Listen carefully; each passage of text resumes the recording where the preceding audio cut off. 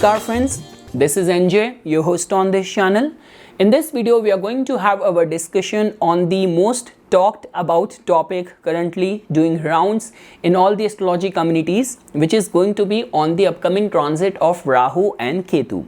So friends, I will not put more emphasis on the timelines because different people and basis the different softwares, people are relying on different dates. Like some people are relying on March 17th to be the time when Rahu and Ketu are going to change signs and the result will start coming in, and basis many calculation people are relying on the April 13th date. So true node, mean node calculation. So I would just say whatsoever is finding resonance in your calculation, rely on that. I have already uploaded a video on the customized results of this upcoming transit. If you haven't watched that, you can watch that video. It's in my playlist. The only one video which is left on this transit is going to be on the transit of Rahu and Ketu from your natal planets. So I'm very soon going to be uploading that video.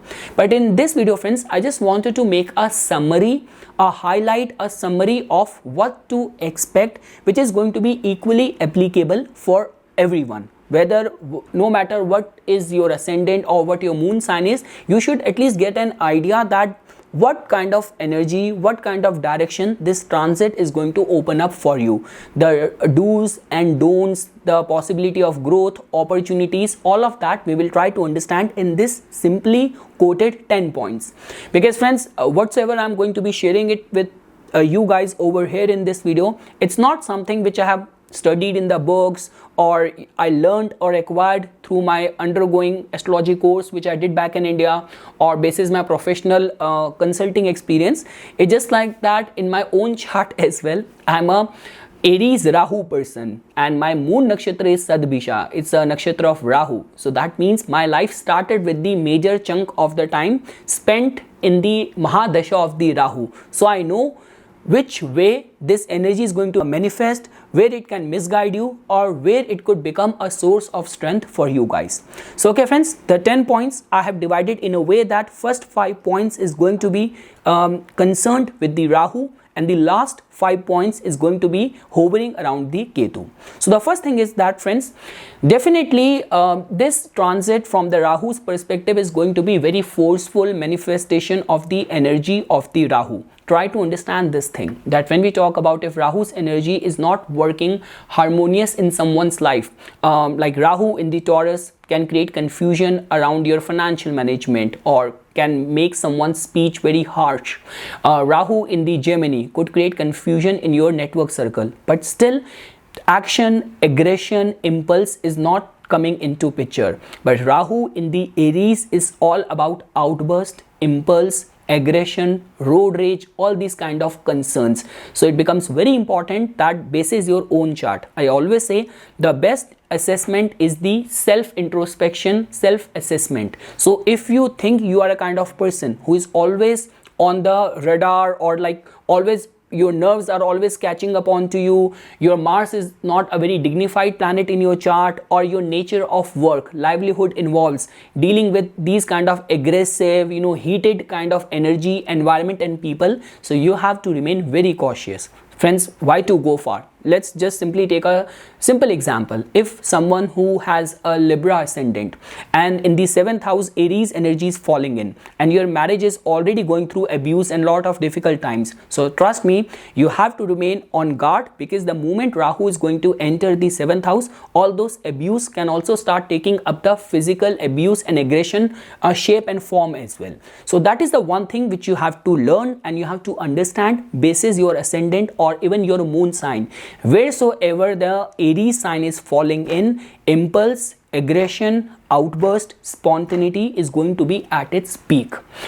The second point, friends, this is not going to be a very good transit from the living significations perspective. I always say this thing, Rahu can give you material success, can give you very innovative mindset, ambition, everything. But when we talk about from the perspective of enjoying a harmony with the living signification of the house. Second house could be people who are very close to you. This could be your servant, this could be your close family members. Third house could be friends, fourth house could be mother. So basis your ascendant, wheresoever Aries sign is falling in, you have to remain very cautious while dealing with the living signification of that house. You do not have to be very quick in coming to any conclusion, specifically where the stats or data or information is not very transparent or not very clear. Third point is that, friends, that definitely this is a very auspicious time. This is going to be a very good omen for new beginning. So definitely new beginnings are on the cards for you. Your ambition is definitely going to be at its peak. So I would say that I started with a very sad and vulnerable aspect, but trust me, I'm picking up. Even from Rahu's perspective, it has got some good things in store as well. So wheresoever in your chart the Aries sign is falling in those matters, new beginning could be on the cards. So remain very much proactive, remain very much welcoming towards any change or sowing seeds to some new beginnings in your life in that matter of the house. Now 10th house could be career, 11th house new network, new membership, 9th house luck supporting you, immigration, 8th house heightened interest in spirituality, some new guru entering in your life. So many things can happen. Trust me, Rahu holds the key. The fourth point is that, friends, definitely it's not only about the new beginnings, but even in the existing matters there could be complete makeover as well. So even remain very much open towards that as well, the way things are progressing. So for example, even if you are a journalist or you have always rooted for a very submissive, very diplomatic approach, but if now the circumstances are asking you to become more proactive, become a crusader, so go for that, at least try that. Now when we talk about even whether it's from the perspective of your leadership style or anything, the point which I'm trying to make over here is that this could be a very good omen, a good time for having a complete U-turn or a complete makeover regarding the matters of that house, or the way you deal with or the way you look at the matters of that house. Second house could be finances, 9th house the matters of your belief, your philosophy, your faith, 7th house the way your general outlook towards the world. So all of that can have a complete shift or makeover as well during this time. And last, the fifth thing is that, friends, try to understand this thing. Saturn and Rahu has got a very strong connection. And we always say this thing that Rahu always function akin or equivalent to the planet Saturn only. And like the way many times people say this thing that, okay, it's like Rahu can give me sudden lottery gain, or Rahu can give me a sudden media career or sudden fame. But trust me, Rahu only fulfills the destiny or promise of Saturn only. The good part over here is that during this transit, Rahu and Ketu are going to be transiting in their new homes for 1.5 years, around 18 months. But the thing over here is that during this time, Saturn is going to be in a very dignified state. And not only that, Saturn is going to be aspecting Aries sign as well with its third aspect from January 2023. So the point which I'm trying to make over here is that whatsoever Saturn is promising in your chart for long, if it has been fallen into a stalemate kind of situation, things are not progressing, and whatsoever you are destined for, Rahu during this time can also fulfill your that destiny, much awaited thing as well. So these are the 5 points which I wanted to give it to you. Forceful, it's not a very good time for living signification. New beginnings are on the cards. Complete makeover and fulfillment of the destiny. Now we will take up the 5 points from Ketu's perspective.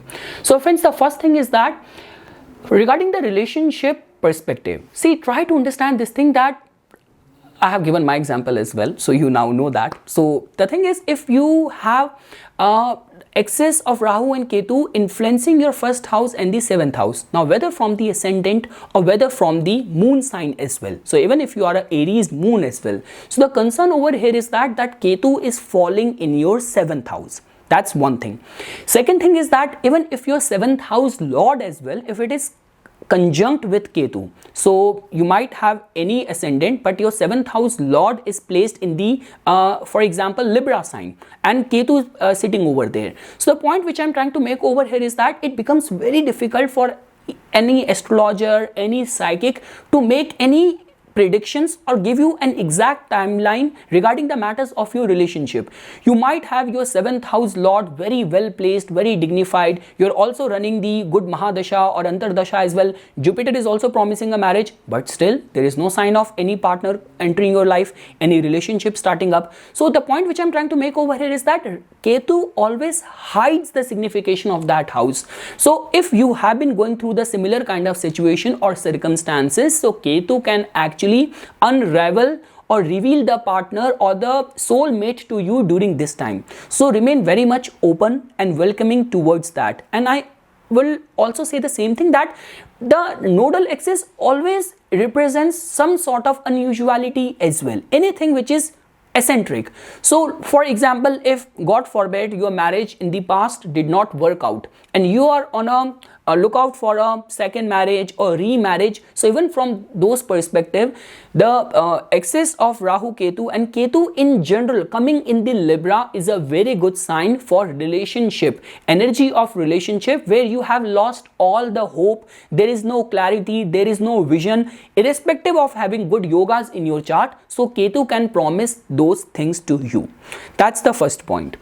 The second thing is that demons of the past will get healed during this time, all the guilts and the wounds. Because friends, try to understand this thing from Ketu's perspective, because Ketu's making a journey where it is coming out of the Scorpio sign and now it is coming in the Libra sign. So no matter what your ascendant is, what your moon sign is, what dashas you are running in, which houses are activated in your chart, in your life, the Scorpio energy, wheresoever it falls, it just tells about the trauma or the wounds which have been deeply residing within us, within our consciousness.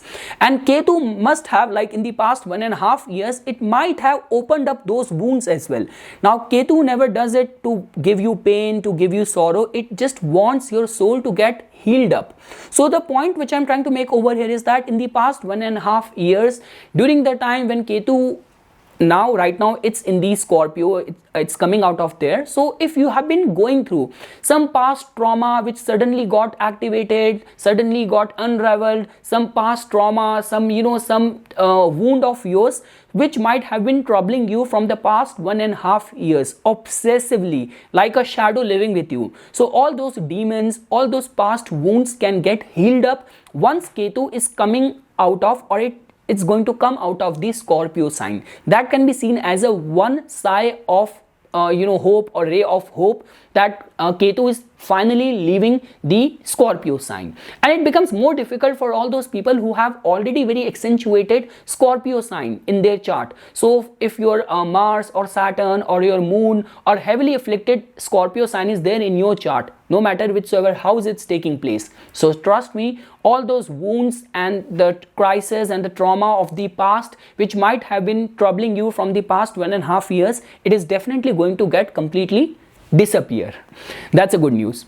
Moving ahead, friends, the third point for the Ketu's perspective is that this is definitely going to be the energy of the separation and revelation. So in this regard, that when we talk about the way Ketu function, Ketu always works on a very penetrating, in a deep way. So whatsoever relationship is good for your own personality development, your individuality perspective, because Rahu is ultimately in the Aries sign. So Ketu is definitely going to create all those kind of circumstances as well. All those people with whom you have some past karma attached with them. So during this time, those people might enter suddenly in your life, or some people who have outgrown their time or their karmic connection with you in this journey of your life, they might completely or suddenly disappear as well.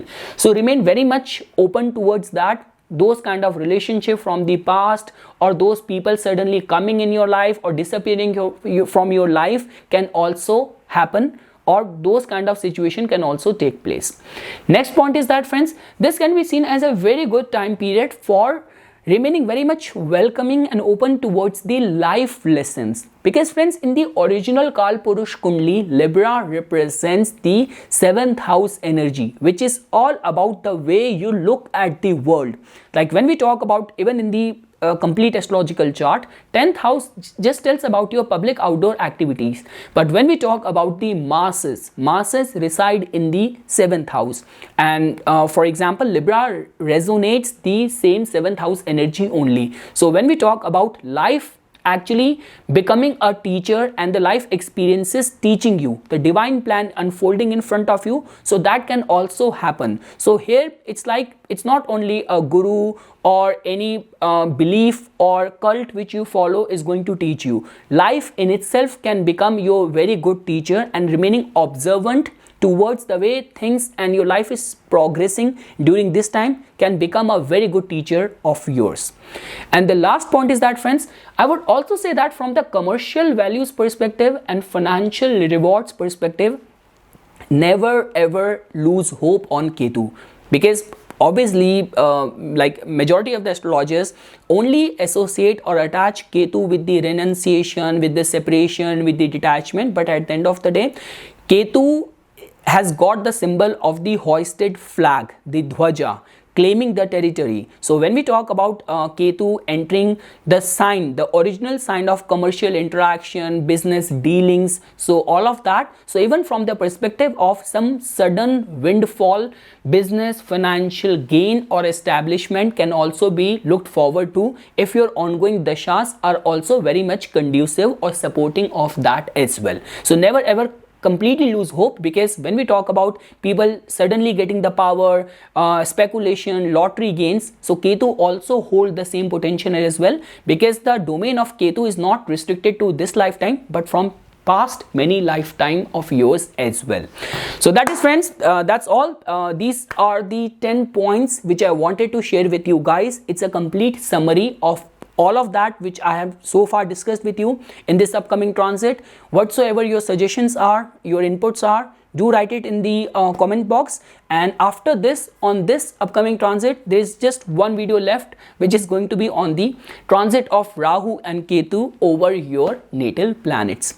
So once again, friends, thanks a lot for watching this video, and for further more updates and notifications on the divine science of Vedic astrology, please subscribe to my YouTube channel and like my Facebook page. Dhanyavad.